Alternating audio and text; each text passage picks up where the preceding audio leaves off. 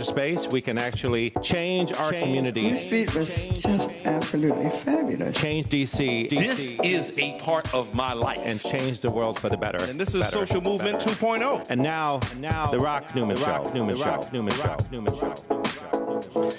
Good morning, folks. This is the Rock Newman Show. Thank you for tuning in and for turning in. Tell all of your friends and family and neighbors they want to watch this show. We have had a lot of high-profile guests on the Rock Newman Show, and we're happy about that.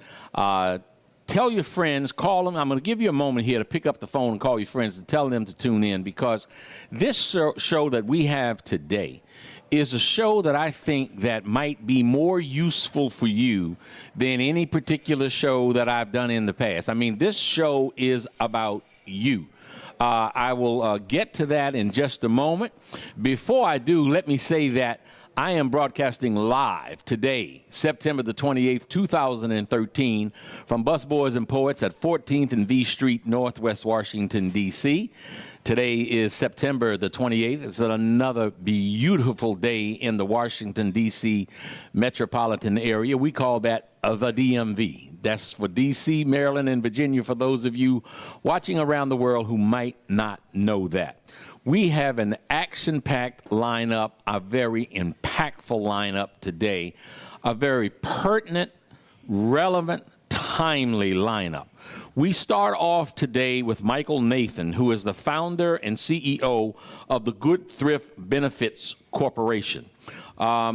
I'm going to sort of come back to Michael in just a moment, but we also have in studio live with us today the District of Columbia, former District of Columbia 2009 Teacher of the Year, someone who continues to teach and continues to impact the youth in Washington, D.C. in a very profound way. Kim Worthy is her name. She has been worthy in her doing a great job as an instructor here in the D.C. School system to have had multiple invites to the White House. She is a high impact player in the world of education. You all may or may not know about the news that came out. It had come out earlier, but there was some focus on it just this week about that Harvard University is waiving tuition for disadvantaged youth who qualify. And Kim Worthy, as Teacher of the Year in Washington, D.C., is someone who gets her students qualified, who can help you get your students qualified. You know, it's not just a cliche, it's real that the youth are our future. You want to prepare them for the future, and you want to prepare them in a way that they will qualify. Tell your family, tell your neighbors, Harvard University is waiving the tuition for qualified students. Kim Worthy, D.C. Teacher of the Year. We're going to talk all about that. And then in our third hour, we have poet and political activist extraordinaire Stacey Ann Chen. Stacey Ann Chen is a Jamaican-born poet who currently resides in Brooklyn, New York. Stacey Ann Chen has been on the Oprah Show, 60 Minutes. She's been featured at the Huffington Post and numerous other periodicals. She wrote a fascinating book called The Other Side of Paradise. Can't wait for her to get here and do her thing. She's also performing tonight at Busboys and Poets at 5th and K Street, Northwest Washington at 8 p.m. Folks, I told you early on through my Facebook post, get your tickets early. It's sold out very quickly. But let us come back here today again, September the 28th, 2013, the Langston Hughes Room, Busboys and Poets, and let me give an official and really warm welcome to Michael Nathan. Thank you so much for joining the Rock Newman Show. Great to be here, Rock. Thanks for having me. You're more than welcome. You're more than welcome. And I have I've promoted your visit here today, and I have said to my followers in Twitter and in the Facebook and social media universe that we're going to talk about a number of things that impact individuals and families directly. Things such as credit, things such as what is commonly being referred to now as Obamacare. which seems to be the centerpiece of a debate that threatens to shut down the United States government. So again, I want to thank you so much for coming here. Michael, let's start here. Good-Thrift Benefits Corporation. What is that? Well, Rock, a B corporation is a new form of corporate structure. It's much like a regular C corporation, but B corporations are in business to solve social and environmental problems and bring solutions that have a material positive impact, either for society or the environment. And so what we do is we're sort of a for-profit with a social mission, if you will. So we are trying to solve a problem that is a problem for society, in this case, access to affordable health care and credit, and make a profit for our investors. And we feel that we can do both at the same time. They're not mutually exclusive if you do it the right way. Access to affordable health care. That is an issue that is such, it is the hot potato. It is the hot potato for American policy right now. Folks talk so much about foreign policy and the billions that are spent there. And, you know, wise heads say, why not take care of home first? Can you please, given that this is such a hot button issue, walk us through what are the fundamentals of Obamacare? Well, there's really two main parts to Obamacare, or the Affordable Care Act, or the Patient Protection and Affordable Care Act, and it's also called the ACA. Yeah, lots of names for it. And they have real names, but those who, in my estimation, have sought to demonize the president and to whip up, you know, frenzy and fury, have, you know, early on labeled it Obamacare, and somewhere later Obama embraced it. Well, maybe it should be called Obamacares. Yeah, maybe that would be better. But there are two main parts to the law. There's an employer component, and then there's an individual component. So the employer component is referred to as the employer mandate, and many people are most familiar with the aspect of the employer mandate that says that if you have more than 50 employees, you're required to provide insurance to them, and that's 50 full-time employees. Right. And if you have fewer, you're not really subject to that employer mandate. And then the individual mandate, and we can talk more about this as we get into it, is a requirement come January 2014 for all individuals to have health insurance, or they face a penalty. And the penalty starts at about $95 for an individual in 2014 and $47.50 per child, or $295 for family, or 1% of the family's income, which is ever greater. Mm-hmm. And then now, it goes is that up. for all economic groups? Yes. And then it goes up in 2015 and goes up again to a higher number in 2016. Okay, so in other words, there is if come January 1st, 2014, if you're not covered by some form of medical insurance, you get penalized. Correct. You have to pay a penalty. Okay. Now, what are the mechanisms if right away somebody says, to hell with it, I'm not going to pay that, what happens? The way I understand it's going to be enforced is it's going to be monitored and enforced through the IRS. Mm-hmm. And so when you file your tax return, it's going to ask you whether or not you've got health care and provide some evidence of that. And if you don't, the IRS will levy a penalty. Okay. Let's talk for a moment about sort of the folks who are on the lower economic rung of the ladder. Mm-hmm. People who are on public assistance and welfare. Yes. Are they subject to the same kind of penalty? I honestly don't know. I believe that if you are at the federal poverty level or below, you may not be subject to that penalty. Uh-huh. Okay. Let's get back talking about the Good-Thrift Benefits Corporation. First of all, it's a great name. Thank you. It's a great name, and your position of having a mission of doing social good while also turning a profit is certainly a noble one. Tell me, please, some of the kind of things that you're involved in and how you're making people's lives better. Well, to begin with, what we've set out to do is we know that there's a lot of confusion about the Affordable Care Act, Yes. and particularly among employers.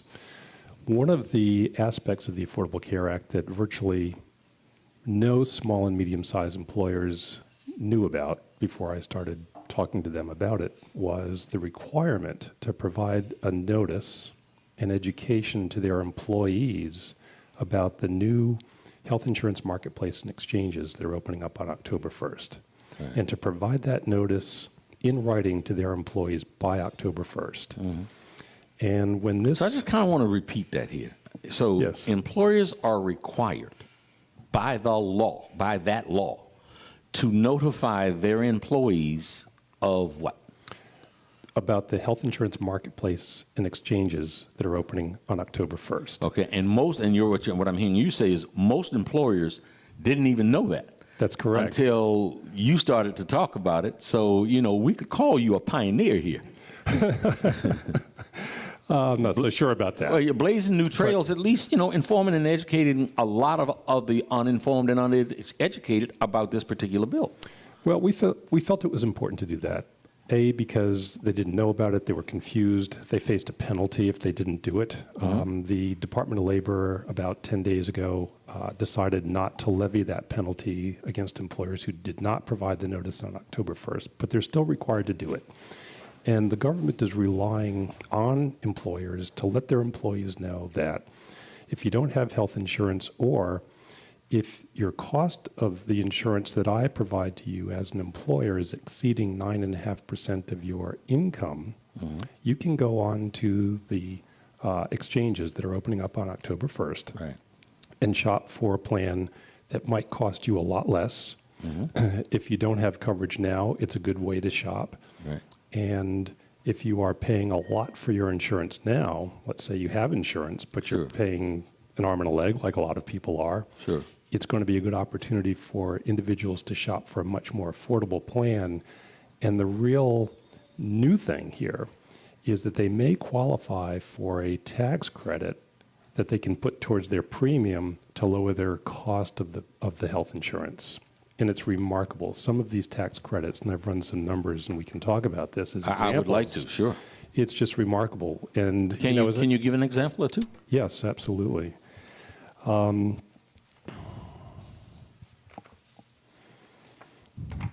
first, let me say that there's a place where individuals and small business owners can go to find what's called a premium subsidy tax calculator. Right. And we actually have one on our website. Okay. Please feel free to give that information out. I mean, because, again, all week long, I've told my viewers, my listeners, and folks that follow me on Facebook and Twitter that we're going to be sharing information that is going to be impactful for them. So don't be bashful about, if your place is one of the sources where they can get this information, let's not be bashful about sharing it. Okay, I'd be pleased to. Sure. Well, maybe we should start with that. I'm going to hold up our website address because folks can tune into this, and if you get to this website, you can follow the discussion as I'm talking. Good-Thrift.com.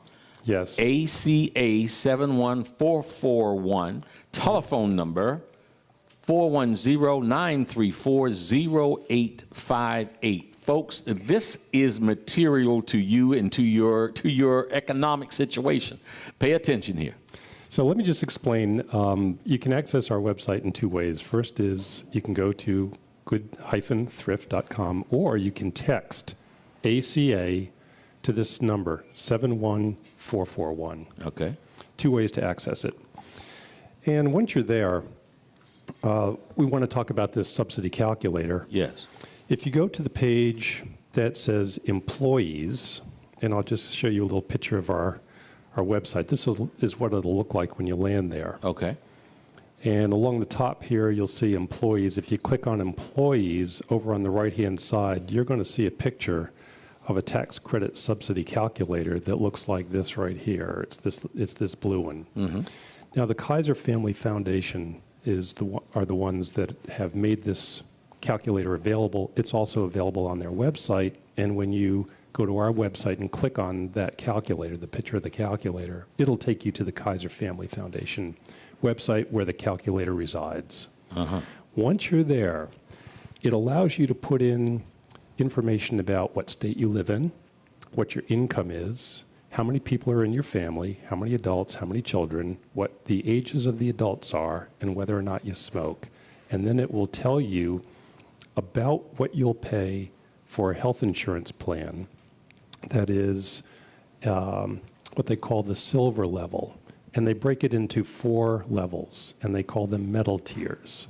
So it starts at bronze, where you basically pay 40% of your costs of health care. The silver level, you pay 30%. The gold level, you pay 20%. And the platinum level, you pay 10%. And the bronze is the least expensive. The platinum is the most expensive. But the quotes that come out of the calculator are for the silver level, but it also shows you the bronze level. So let me just give you an example. You know what? Before you do that, we've got to go to break here. Man, we want to come back. I can't wait because, you know, this is something that so many people, including myself, we've heard for years now, Obamacare, Obamacare, Obamacare, and don't know what the hell it is. You're explaining what it is, and that's important. And that's what we try to do here on The Rock Newman Show. We'll be back. Stay tuned in just a moment. Good.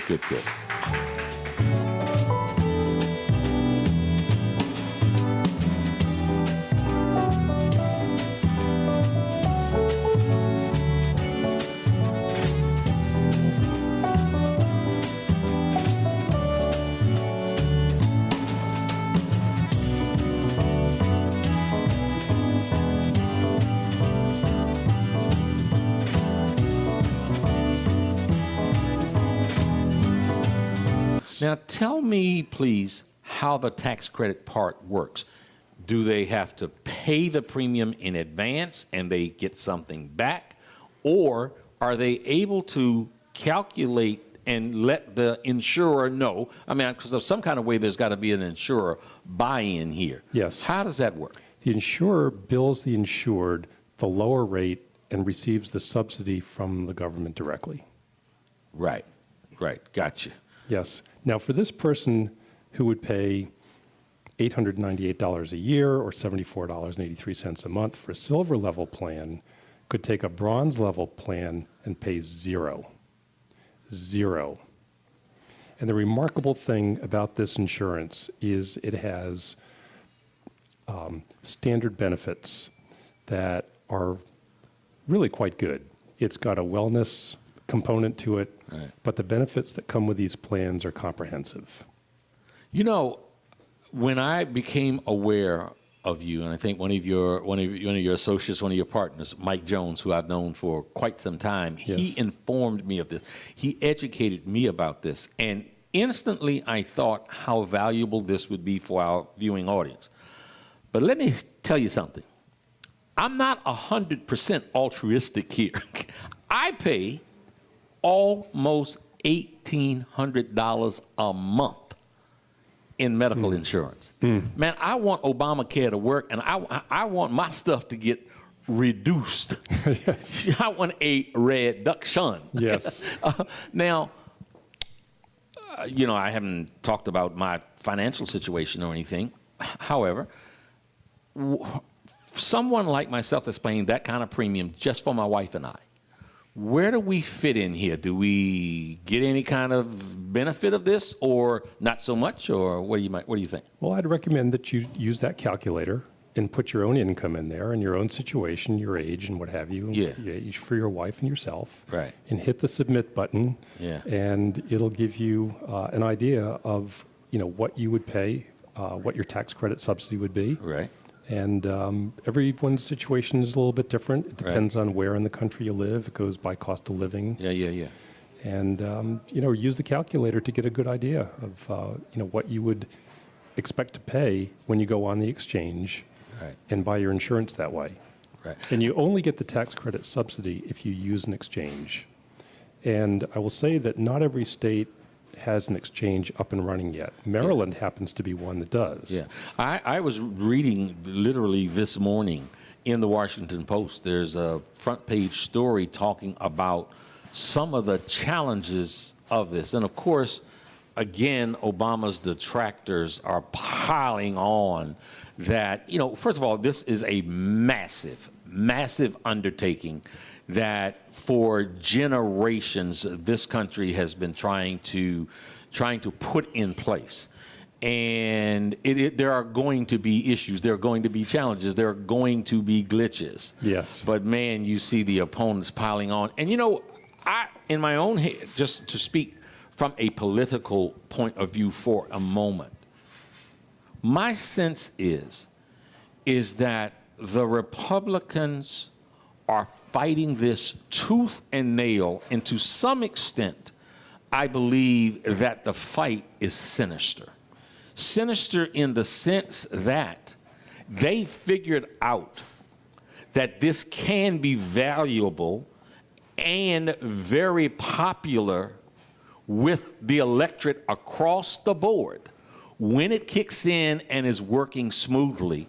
And the last thing they want to see the Democrats do, and especially this president, is to have that kind of success.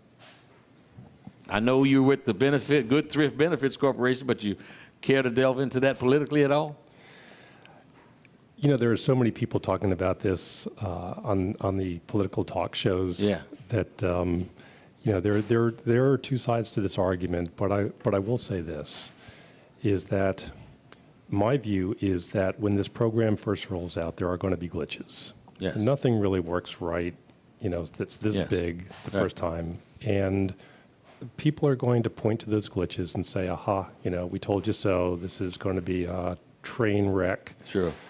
But I believe that given enough time to work, it will benefit enough people.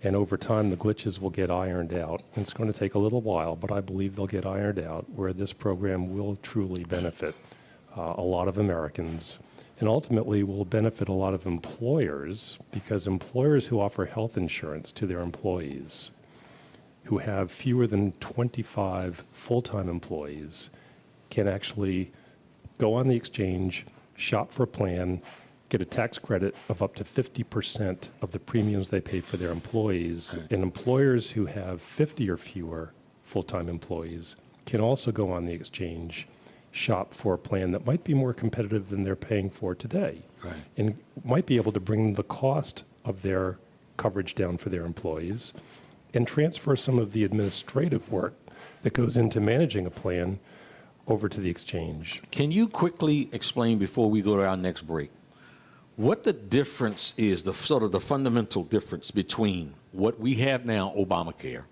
quote, end quote, and universal health care, which most other industrialized nations have?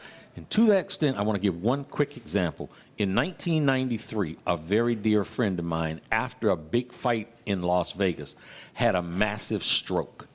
He went in the hospital. He was in the hospital in Las Vegas for 3 weeks. He's from Canada. He was air ambulanced back into Canada. He had a couple of years of treatment, and he paid $0.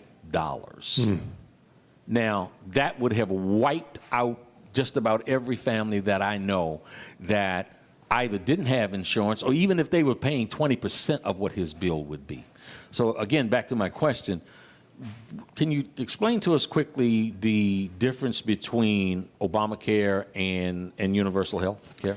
I would say that Obamacare is much closer to what we have today in this country, which is independent insurance companies competing for business with individuals and businesses, business owners, employers, in an open market system.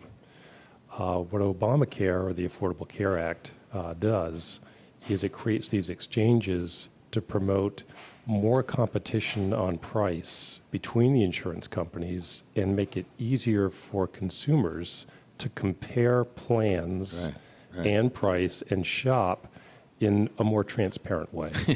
Something that worked rather successfully in Massachusetts under a guy by the name of Governor Mitch Romney at that time, who all of a sudden, when Obama was for it, he was against it. Politics, isn't it just a wonderful, wonderful, wonderful, wonderful sport? Folks, we're going to come back, and we're going to talk about credit and how you can build your credit much faster than you might think you can. There is a shoebox in your future.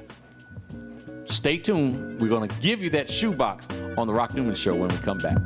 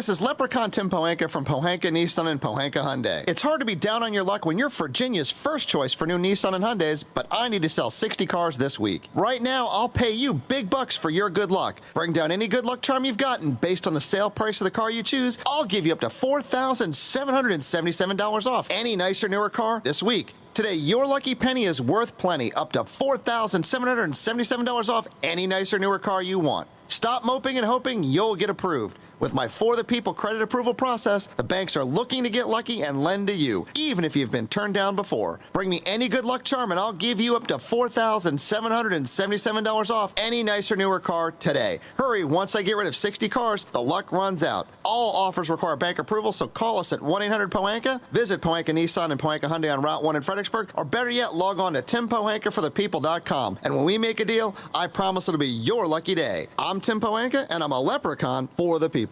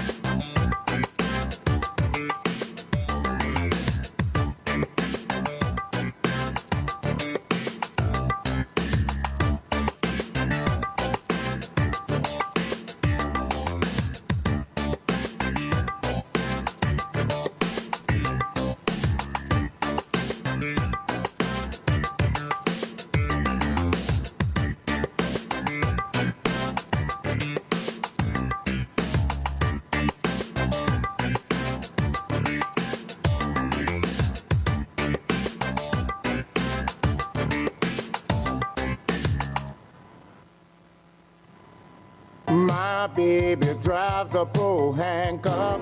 The weekend is here, and no matter what the weather's like outside, you'll find the deals inside here in the beautiful showroom of the all-new Pohanka Hyundai in Capitol Heights during their giant Markdown Madness sale. Smart shoppers know that every new Hyundai in Pohanka comes with Hyundai Assurance and America's best 10-year, 100,000-mile powertrain warranty. But why don't you tell them about the Markdown sale, Joe? I'll be happy to, Kim. Folks, shop around on the web, and you'll see lease payments on a new 2013 Elantra GLS at $179 a month. Today at Pohanka Hyundai, $99 a month. That's right, a $99 payment on a brand new Elantra. And $89 a month on a new 2013 Accent GLS Automatic. How do they do it, Joe? It must be the volume, Kim. A brand new building, hundreds of new Hyundais, and Pohanka's low payment and easy credit programs are designed to get everybody driving. But you have to get here today. Rush to the giant Markdown Madness sale at exit 13 off the Capitol Beltway. Pohanka Hyundai, king of the Beltway.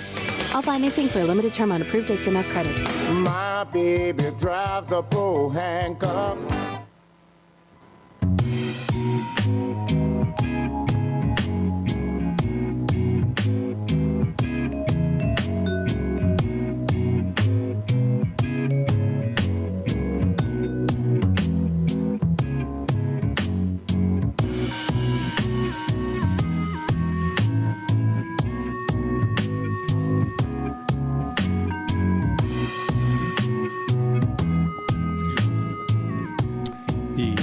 Toolbox that we've put together. Hi, I'm Andy Shalal. I'm the owner of Busboys and Poets.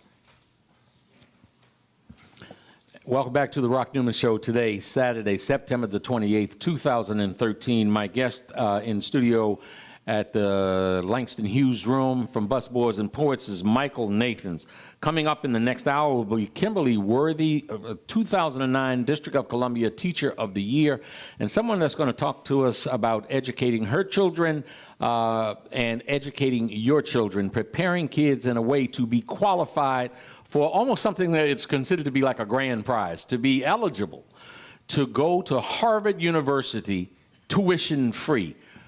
Who out there might want that? And then in the last hour, we're going to have Stacey Ann Chin, the poet and political activist, spoken word artist extraordinaire. But right now, we're going to come back to Michael Nathan. Michael, before we went to break, we touched on, talked about how folks could listen in here now, find out about how their credit works, how they can make it better. You also have, and I told them there was a toolbox in their future, a shoebox in their future, but you also have information for employers. That's correct. Can you share that with us? Absolutely. The October 1st requirement for employers to provide this notice to their employees and education about the health insurance marketplace and exchanges is something very few employers knew about and are completely unprepared to deal with. So as part of our mission as a B Corporation, we put together a toolbox for employers that has all the forms they need and all the information they need all in one place for them to provide the notice and education to their employees about the health insurance marketplace and exchanges. And folks, again, those of you out there who have businesses, who are running businesses, this is something so incredibly important. You know, we cannot put our head in the sand. This is upon us. This time is upon us.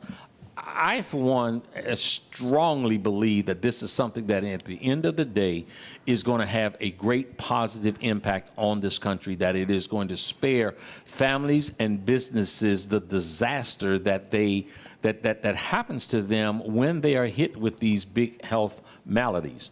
So listen up. Now we're going to can we get to just 1 second. Okay. I just want to say that this toolkit for employers has a lot of resources to help them comply with the October 1st date, which is coming up quick. Yes.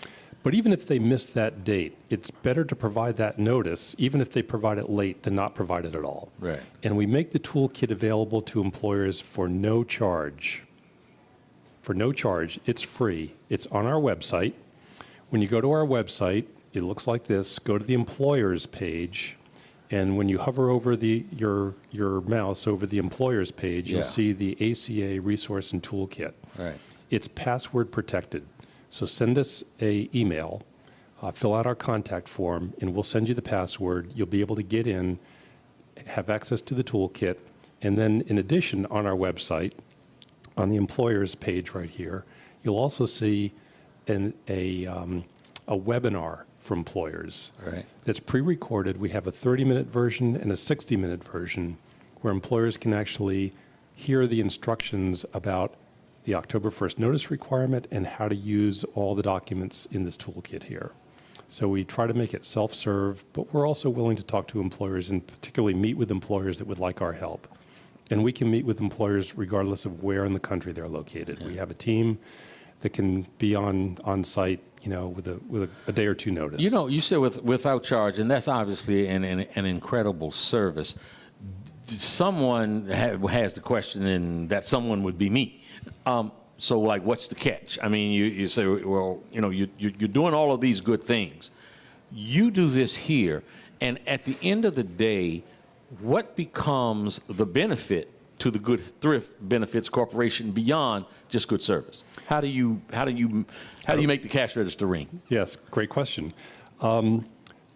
We know that the leading cause of bankruptcy in this country is from people missing paychecks from accident and illness. Senator Elizabeth Warren, while she was a professor at Harvard University, did a study, Harvard Law School, Harvard Medical School, and found that even people who had insurance were going bankrupt when they had a serious accident or illness that prevented them from work. Right. Because your health insurance does not cover your missing paychecks.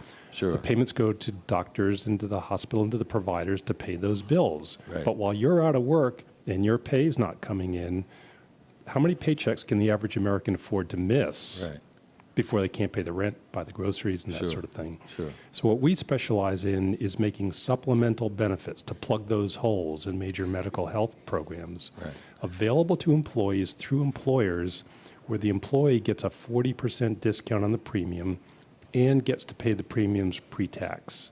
So the total discount to the employee winds up being close to 50% on these policies that are used to cover their income in the case of accident or illness. And for employers, it's a wonderful way to offer better benefits to their employees, particularly if they don't offer health insurance. Right. Because the employer doesn't pay. Sure. The employee pays. Yes. And they get the discount that they get on these plans it's almost like an employer giving an employee a raise. Yeah. Folks, in layman's language, and maybe I don't need to do this, but I'm so intrigued by what Michael Nathan is talking about. Here's the deal. So you get this supplemental insurance, you get it at nearly a 50% discount. And if you're injured or if you're sick and you have health insurance, okay, that's good. Let's say you've got wonderful health insurance and it takes care of all of your health-related problems. But if your health-related problems cause you not to be able to work and to take care of your family, this particular insurance kicks in and takes care of your family, gives you the money to pay your mortgage and put food on the table and clothes on your kids' back for about half of what you ordinarily might pay. This is the kind of information on the Rock Newman Show that we want to share with you. This is critical. This is not some out in the weeds gobbledygook. This is real to you in your lives. Michael. That's exactly right. So that's how we make money. We help employers provide these supplemental benefits to their employees. The employees, it's a very affordable way. These policies are so affordable, and it's just a wonderful way in a fiscally responsible way, to protect their family and to protect themselves and to protect their assets. Right. So you're doing well while you're trying to do some good. Look, exactly. I had so many people to respond to me. When I put out on Facebook, I've got my sort of personal limit. I got 5,000 friends.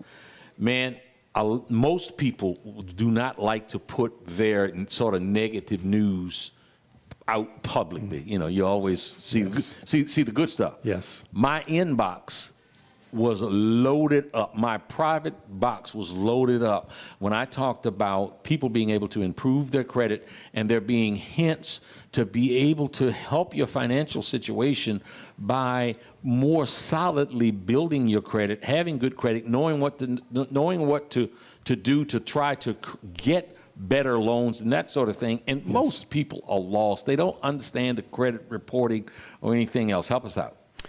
Well, it's a very interesting connection between insurance and credit. If you stop and think about it for just a second, let's say you're a lender, or let's say you have an apartment that you want to rent out, and you have two applicants standing in front of you, and they both look the same in terms of their credit score. They both have maybe not such a perfect credit score. Let's say they have a 650 FICO score, and they both have the same amount of What's the income. top credit score you can get? 850 on the FICO scale. Okay, 850. Yes. And where do you start? I mean, whether you ain't never paid a bill in your life that you owe, and you owe a whole bunch. What's the floor? Well, the interesting thing is a lot of people pay bills that are very common, like electric and cable and phone and even rent, that could be reported to a credit bureau, but in many cases aren't reported. But they're paying these bills. So I'm just saying, give me a number, though. I mean, if there is one, 850 is sort of your best score. The number is zero. Wow. Meaning no credit. Really what that means is you have no debt, but you're paying. You may be paying regular bills. You may be paying 5 or 6 or 7 regular bills on time every month, which, by the way, are classified as credit under the Equal Credit Opportunity Act. And these bills could be reported to a credit bureau, and in some cases they are. But in many cases they're not. Equal Credit Opportunity Act, which makes sure that there's no supposedly that there's no discrimination, that sort of thing. Yes. But there are other parts of the act that we'll talk about in just a second that are a lot of people call the best kept secret in financial services. We want to know the best kept secret in financial services. Can you tell us now? Patience. Okay. We're building up to it. But my point was, when you have two credit applicants and they're both standing in front of you and they both look the same otherwise, maybe a 650 FICO score for each has equal income, equal assets, that sort of thing. But one has health insurance and the other doesn't. And maybe one has an accident disability in the policy that protects their income, and the other doesn't. Which one would you rather rent your apartment to? The one that got that stuff through Good-Thrift Benefits Corporation? Well, at nearly half the price. Whether it comes through us or not, the point is that somebody with a disability insurance policy to protect them and protect their income, and frankly, to help pay the rent or to help pay the financial obligations if they're missing work, would typically be the more credit-worthy of the two applicants. The problem today is that those kinds of policies don't get reported to the credit bureaus. And this is where the Equal Credit Opportunity Act comes in. It's, again, there's this section in the Act. It's buried deep, which is why you haven't heard about it and the viewers haven't heard about it. And frankly, very few bank regulators had heard about it until I approached them to talk about it. But it's the Equal Credit Opportunity Act, Regulation B, Section 1002. Listen, folks, listen. Okay. It used to be 202. And when the Consumer Financial Protection Bureau, or the CFPB, took over responsibility for overseeing the act, they changed the numbering just a little bit. So it changed from Section 202 to 1002. Point 6 B6. So you can see how deep in the act this is buried, which is why a lot of folks haven't heard about it. But the other reason they haven't heard about it is lenders really don't want consumers to know about this. Why? Because it allows an applicant to take their shoebox full of the receipts that they have for I told you there was a shoebox in your future. Here's mine. Yes. It allows a consumer to put all the bills that they pay every month. For example, let's see what we have here. Here's my my electric bill, this is my utility bill, my phone bill, my cable bill. I happen to pay a mortgage, but some people might have rent. All their bills, and everyone has these bills, even if they don't have a credit history. I happen to have. So what do you take these bills and do what? How does that benefit you? Show them to a lender, and tell them about the Equal Credit Opportunity Act and the fact that The law requires the lender to consider this payment history or face a $10,000 fine. So in other words, if you have that 650 credit score, for example, and two people are there, let's go back to that. They're two there and everything is kind of, they're equal across the board. Yes. But if one of us comes in and has this kind of information here to show a history of good payments that is not at the credit bureau, the lender is obligated by law to take this into account? Correct. Or face a $10,000 penalty. Folks, get those shoeboxes together.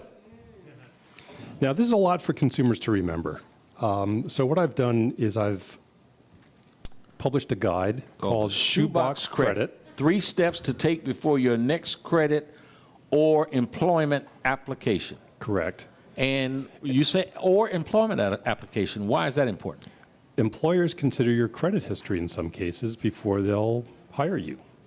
And if you don't have a credit history, but you pay your bills on time, you can use that evidence with an employer to show, hey, look, you know, I'm fiscally responsible. I pay my bills on time. Even though I don't owe any debt, I don't have any debts to anybody, which you may think because I don't have a credit history, I've got bad credit. Right. Or at least that's how lenders treat you if you don't have a history. It's like having bad credit. But if you can show that you pay your bills on time, and if you can show you have a disability policy. Yeah. If you can show you have an accident policy, if you can show you have a sickness policy, those are the kinds of things that when you show a lender this, and you've gone to the trouble to put it together and organize it for a lender, and our guide gives you tips on how to create a list of these things on a piece of paper in addition to your actual evidence, and you present that to a lender's going to say, this is not my ordinary applicant. This person is organized.